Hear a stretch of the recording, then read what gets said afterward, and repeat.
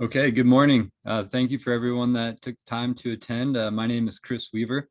I'm an engine captain with the Carson City District BLM, and I'm also detailed in as the recruiting coordinator with the BLM Nevada Fire and Aviation program here in Reno. Yeah, we'd like to welcome everyone. The intent of today's webinar is to assist seasonal and career seasonal employees with resume and application tips and tricks as we get ready to get this round of hiring done and hopefully get everyone who's looking for that next job on a list and ready to take that next step in their career. We'll have two presenters today. We'll have Heather from outdoorcareers.net, and we'll have Joe Bronson, who's an HR specialist at the Nevada State Office. If you have any questions, which hopefully you do, throw them in the chat either to everyone or you can direct them to either myself or our Hux, and we'll be happy to answer those at the end. So hopefully everyone is able to get some good information out of this. And again, thank you for attending. I'll now pass it over to Heather to speak on some resumes. Go ahead, Heather. Hi, so my name is Heather, and I have a resume company that I help especially federal employees and fire employees. So just a little bit of my background. I was with the U.S. Forest Service in primary fire for about 10 years before I started my resume business in 2016. I currently have about 400 clients across the country that are federal employees, mostly in fire. So a little bit of my background there. I am a certified professional resume writer as well. So let's just get into resumes right away. So most of you guys know at this point, federal resume versus like a private sector resume. The main differences are a federal resume, which you guys are going to be focused on, needs to be much longer and detailed. And secondly, you need to have all of your references, supervisory references, and their contact information. So that's kind of the main differences there.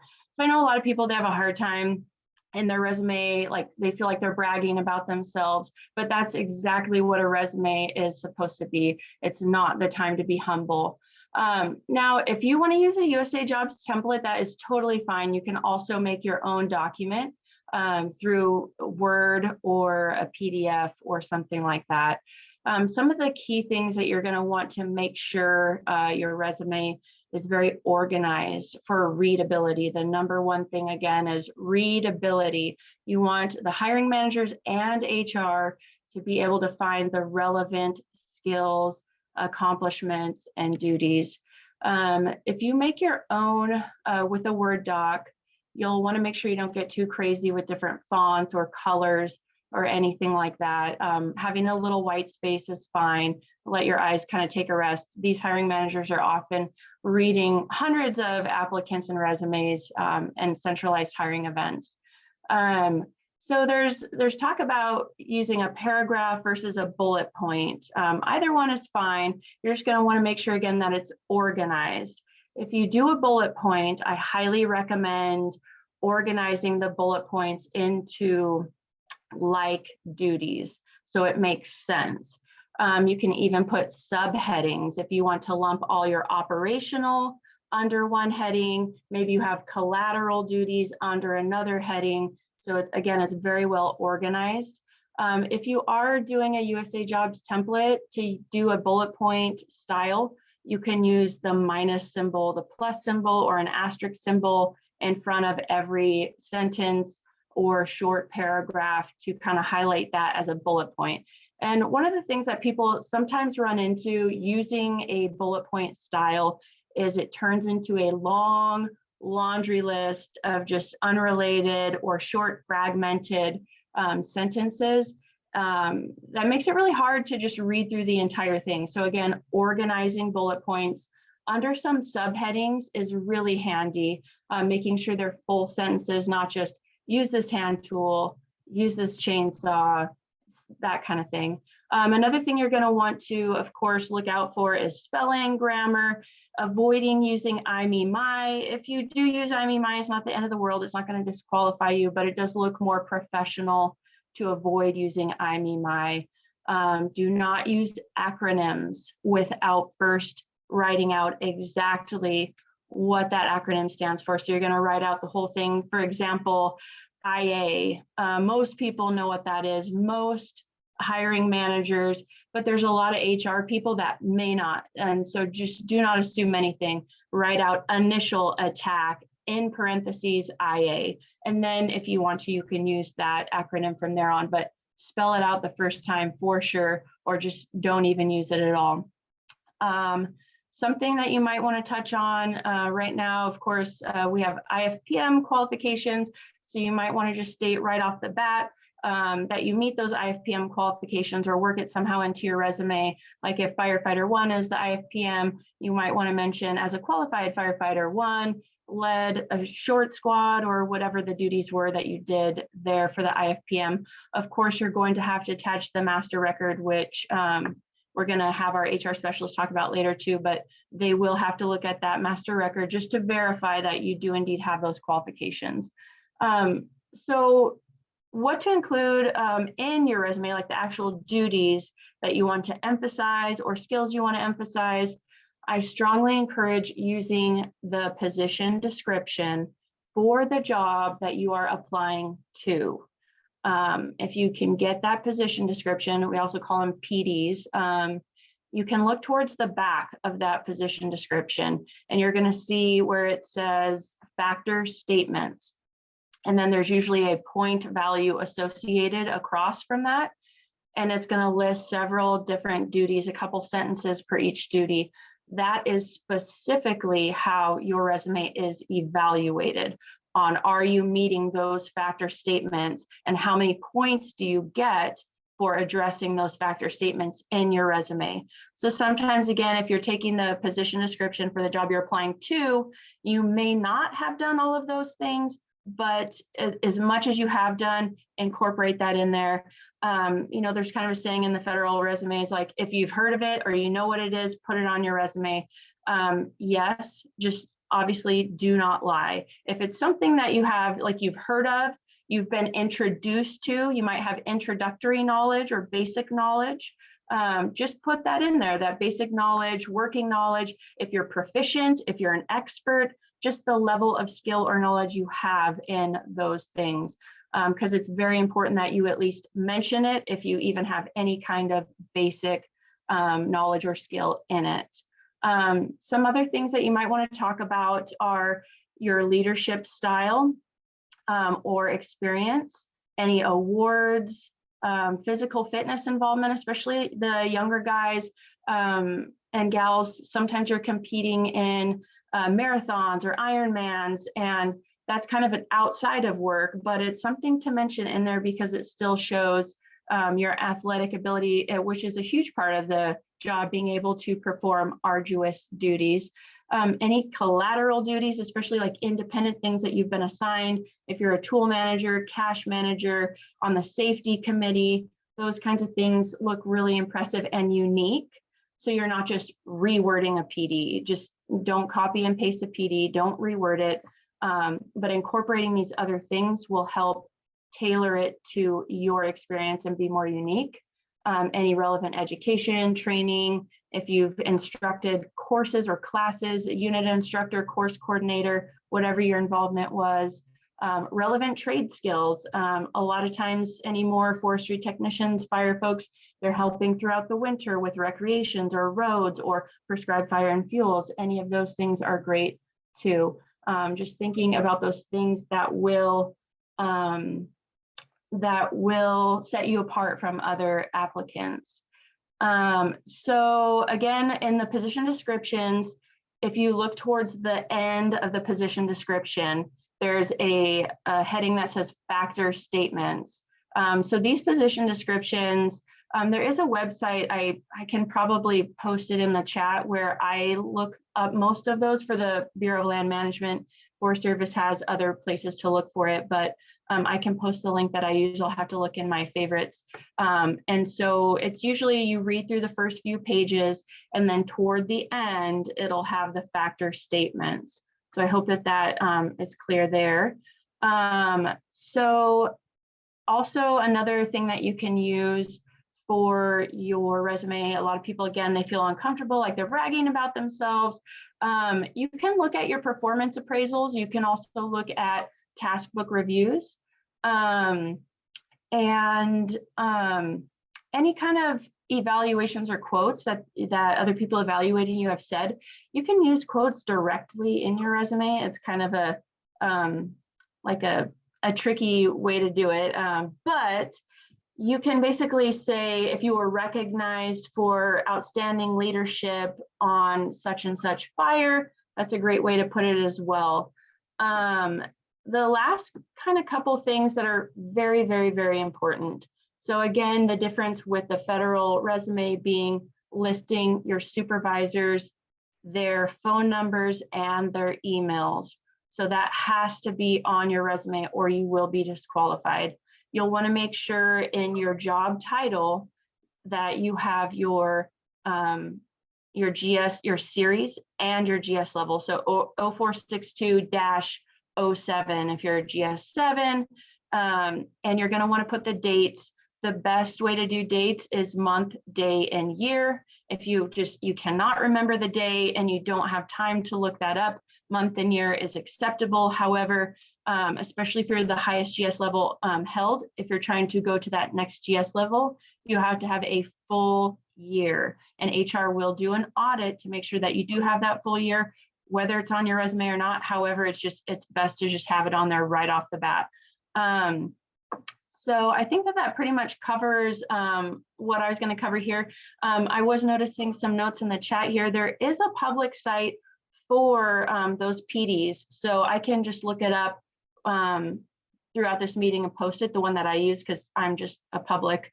I'll post the one that I use. It has several of them. It might not have every single one, but I'll post the link. It's an official government site, but I'll go ahead and post that. So was there any other questions or things that Chris or anyone? No, not at this time. Thank you very much, Heather. Appreciate it. Okay, and thanks. Yeah, if you want to throw your info into the chat in case anyone wants to reach out further. Right. I'm always here to help. And yeah, you guys can get a hold of me. I'll put my info in the chat. Thank you. Cool. Thank you so much. All right. Next, we'll have Joe Bronson. He's with Human Resources at the Nevada State Office. Go ahead, Joe. Thanks. Thank you, Chris. As was mentioned, my name is Joe Bronson. I'm a human resources staffing and recruiting specialist here at the Nevada State Office. A little bit of background on me. I was a wildland firefighter for a little over 10 years, working my way up from a temp seasonal all the way to a permanent full-time engine captain. I've been working here at the state office in HR for a little over 2.5 years. So a couple of things I wanted to cover with everybody today was just some general USAJOBS information and some general do's and don'ts when it comes to your overall application and what could be considered not qualifying and get you removed from consideration to a list that's sent out to our hiring managers. So I will start off with your USAJOBS profile. So first and foremost, if this is your first time putting together a federal resume or applying to federal work, all federal jobs are posted and applications submitted through USAJOBS. The first step would be actually creating a profile and getting one of those going. If you're not a first timer, the most important thing is to update your profile if you have any changes in information. So that contact information in your profile, name, phone number, email address, general address for residents, all that information translates over to our staffing system. And we can use that as an application profile to be able to reach out to you. So if there's discrepancies in your resume contact information and that, you just want to make sure that your profile is up to date, good to go if you've had any recent changes of information. Also under your profile, you have the ability to add specific documents that you can quickly attach to your applications that you submit through USAJOBS. So my overall recommendation is just to make sure those documents are up to date. Every time you get a new SF50, delete out your old one, place in your new one. Same thing with your resume. Every time you make resume updates, or if you decided you didn't like using the USAJOBS resume builder and you're comfortable with creating your own resume, upload that new document into there. I would recommend not having multiple resumes into there unless you have really good identifying tags on them and you know exactly which resume you want to attach to an application. If it asks you to select which resume you want to put and you have 5 or 6 uploaded resumes in there, you're then kind of playing a guessing game if you're unsure on which specific resume you want to attach to your application for the specific job that you're currently applying for. This also goes for any other documentation like IQCS, if that's required for any kind of IFPM position and we're looking for specific qualifications for that position. So just in general, keep those documents tidy, keep them up to date. It's from an HR, staffing and recruiting standpoint, it gets a little frustrating and tedious when the SF50 provided is 4 years old. I mean, we're working with old information there, trying to compare it with your resume to your current position. It's like, well, where's the SF50 from this year? If you're a career conditional employee, you should be getting an SF50 at least every year at the first of the year when the general adjustment ones hit. We always ask for a non-award SF50 also because the award SF50s are limited on their information. Those non-award SF50s are going to have all of the position details, competitive status, career tenure statuses, grade, PD, job title, all of that good stuff.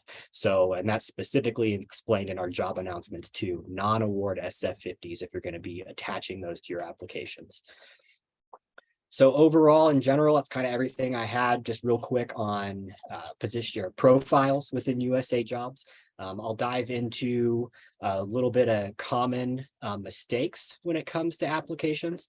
So I'm going to go ahead and share a screen and get some things rolling here, get everybody some visuals. So the first thing, so this page right here is kind of towards the tail end of your application. This is your document section where you're going to attach those documents you already have set under your profile. So everything available there is available to attach here for your application. You want to ensure that that resume you selected is attached under that dropdown. As you can see, that is highlighted in red. Resumes are required for any federal job that you apply for. Other documents may be, if you have them, apply for like competitive merit. There's all kinds of documents you can attach to claim you're eligible for those jobs. For specific primary rigorous, primary arduous positions for wildland fire, there is a maximum age verification we have to do. So that's where that other highlighted tab is as a requirement.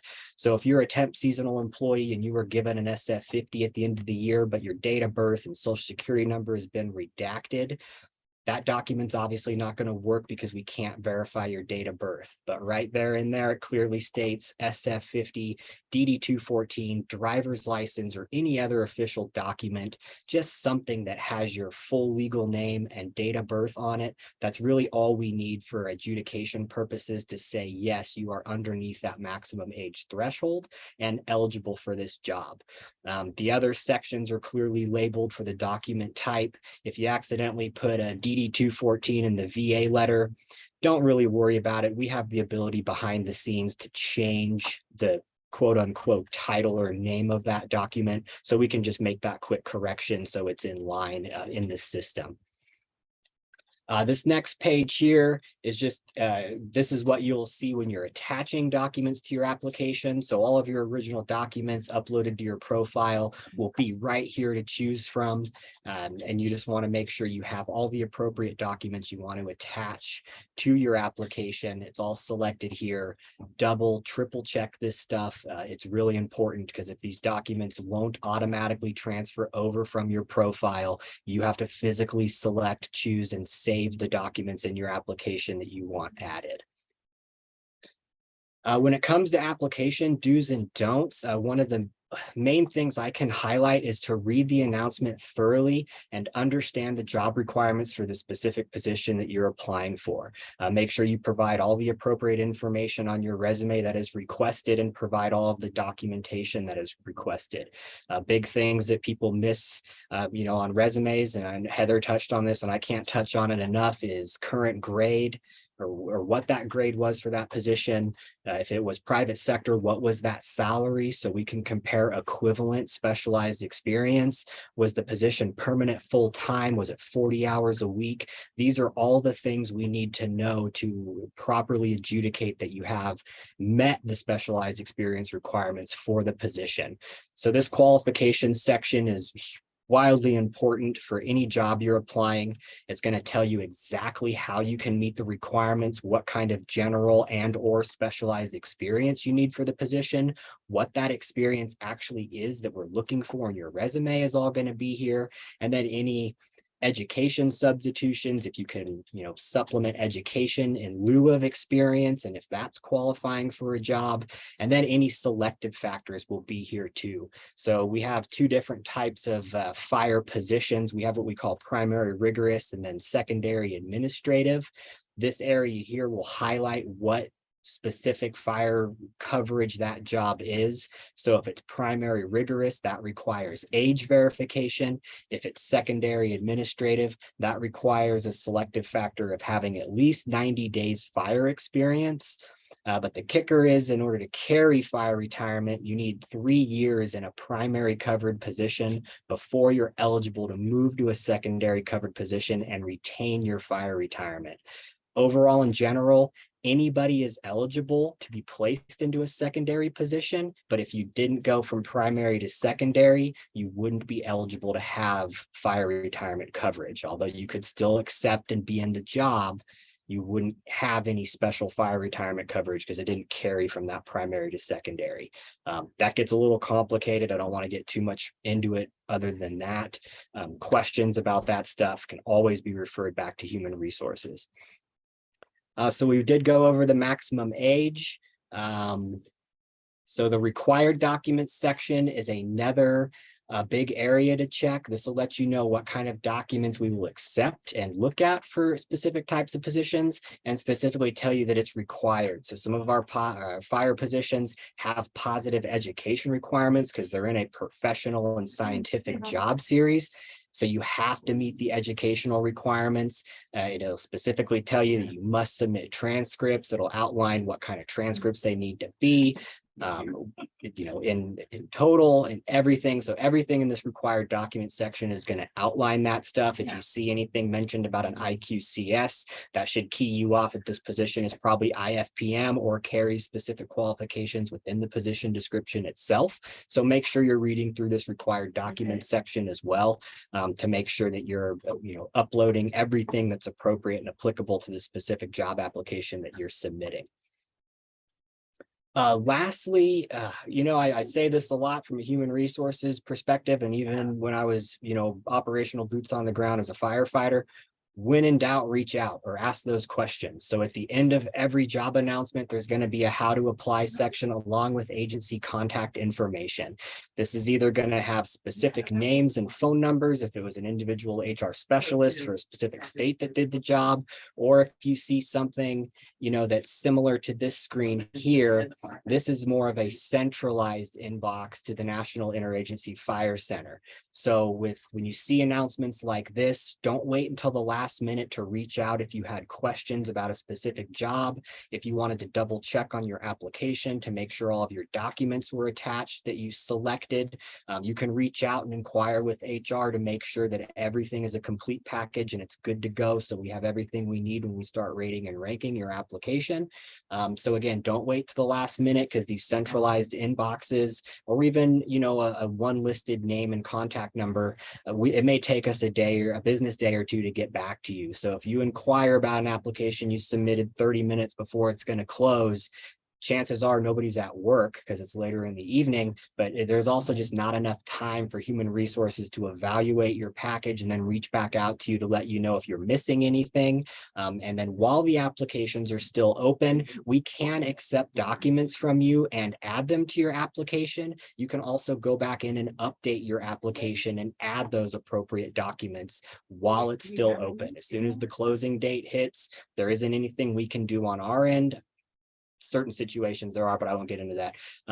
But in general, you won't be able to go in and update your application either. So be diligent and be timely when you see something that hits the street that you're interested in applying for. Don't delay. This is why I can't stress enough. It's really important to keep that profile up to date.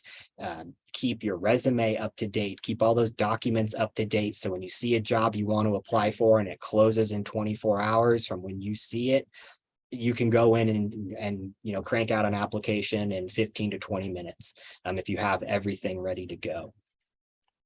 So really, that's about all I have for today. I'm happy to answer any questions if anything comes up. And then if you ever needed to reach out to Human Resources, especially me, I am the primary fire and aviation recruitment coordinator for the entire state of Nevada for all of our career, seasonal, and permanent full-time positions. So you can get my contact information from one of our fabulous, fire recruiters. You can find all those on NevadaFireInfo.org. I'm sure we'll post that link to the chat so everybody has it. Really good stuff on there. You can schedule appointments with our recruitment coordinators.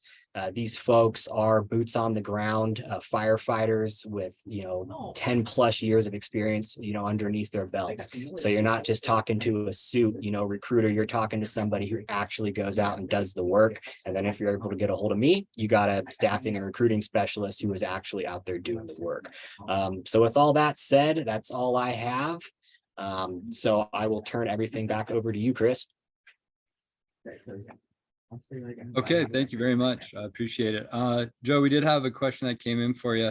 It was, I have an SF50, but what exactly is it and what do I need it for?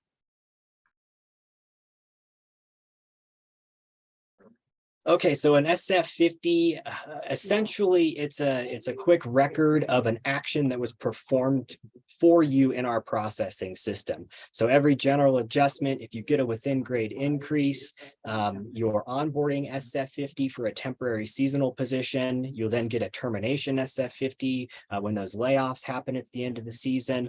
That's what SF50s are for. It's generally tracking your entire history of work in the federal government. These things are used by the retirement specialist when it comes to calculating how much time you've spent in the federal government and if you're eligible to retire. In general, you really need an SF50 for any kind of competitive merit announcement that you're applying for. The vast majority of our announcements going out these days at grades 9 and below in those forestry technician job series are going out what we call direct hire authority. These announcements are open to the public. They don't require any of those competitive merit eligibles that you may see on other jobs out there in the federal government. And then these positions don't, veterans preference rules don't apply either. So anybody who meets minimum qualifications can be referred to a hiring manager for consideration. So SF50s are great to upload with an application just to show or demonstrate that, hey, I've been a temp seasonal 5 before I qualify for this grade. I mean, of course, we still have to adjudicate your application to make that determination, but it kind of will help HR and steer us along a little bit on what kind of work you have been doing in the past.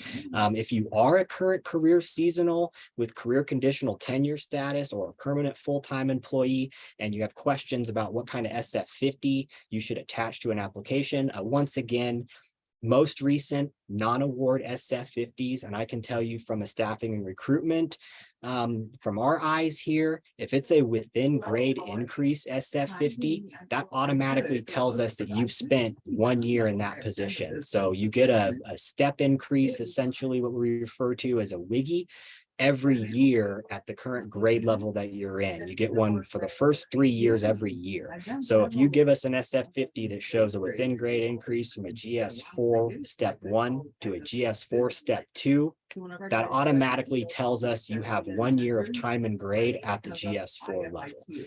If you need any other clarification or anything on SF50s, just let me know.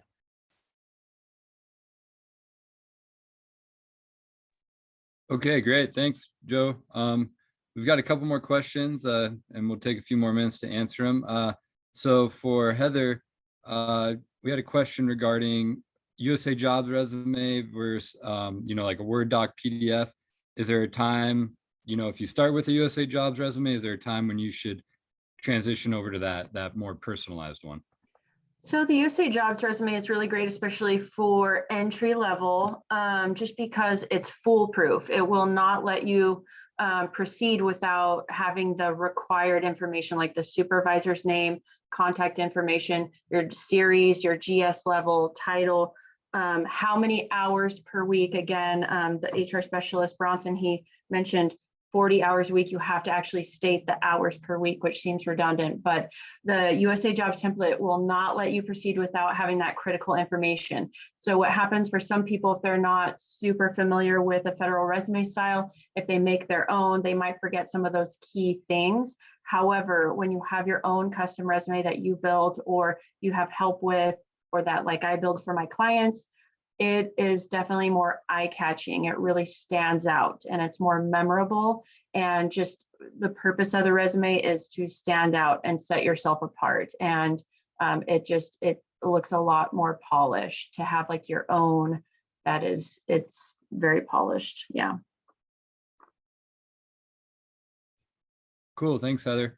Yeah, and I can speak from my personal experience. I started off with a USA Jobs resume and then transition to, a personalized one. And, when I did that, I just went in and made sure that everything was exactly the same as what had been in my USA Jobs. So I think, that's a good strategy to take. Yeah. Let's see. I've got another question here. Let me read it real quick.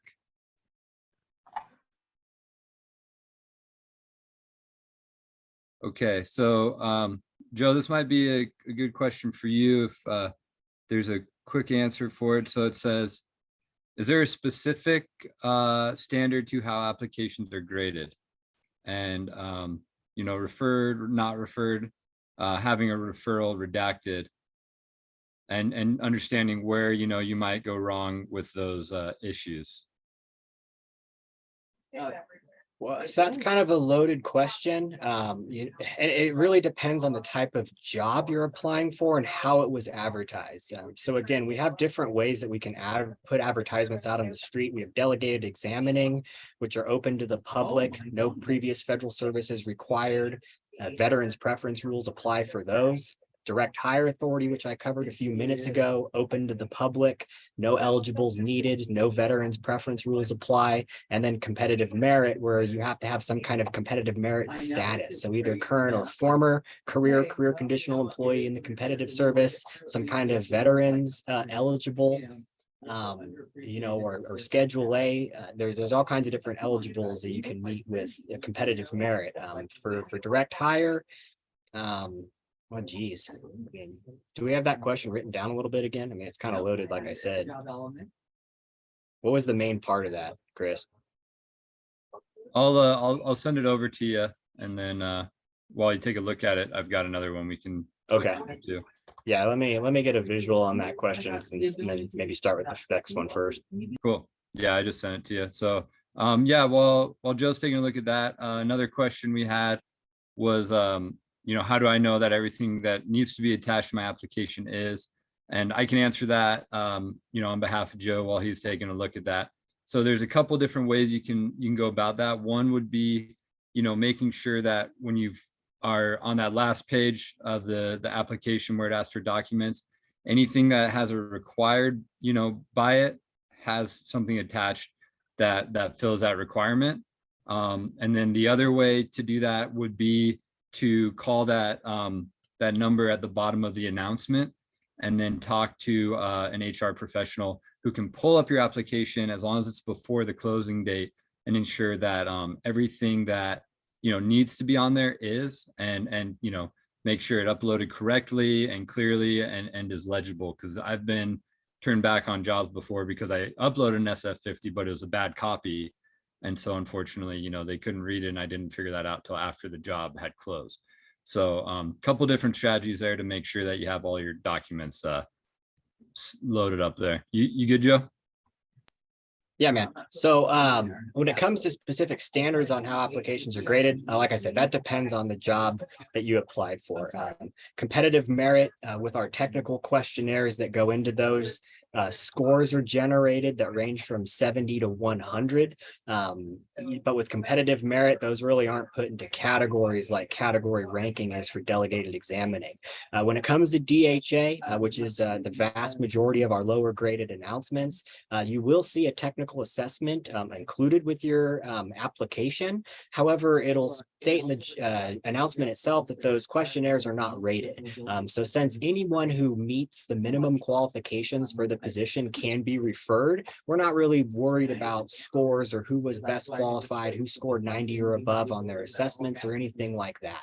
If you meet the minimum quals for the position, you will be placed on a certificate of eligibles, which are the lists that we send to the hiring managers for the duty locations that you applied for.